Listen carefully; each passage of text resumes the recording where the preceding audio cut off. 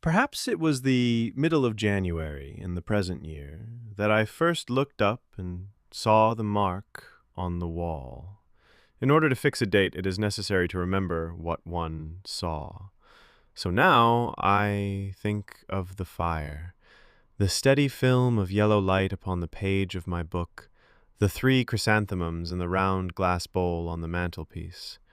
Yeah, perhaps it was the middle of January in the present year that I first looked up and saw the mark on the wall. In order to fix a date, it is necessary to remember what one saw.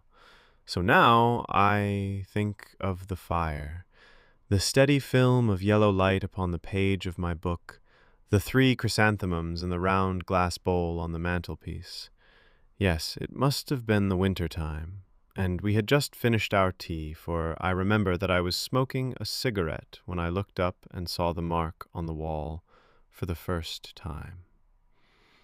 I looked up through the smoke of my cigarette, and my eye lodged for a moment upon the burning coals, and that old fancy of the crimson flag flapping from the castle tower came into my mind, and I thought of the cavalcade of red knights riding up the side of the black rock.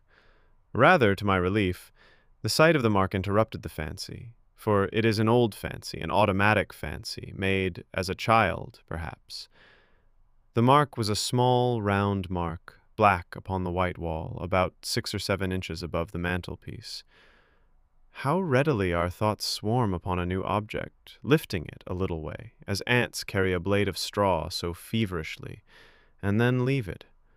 If that mark was made by a nail, it can't have been for a picture. It must have been for a miniature. The miniature of a lady with white powdered curls, powder-dusted cheeks, and lips like red carnations. A fraud, of course, for the people who had this house before us would have chosen pictures in that way. An old picture for an old room.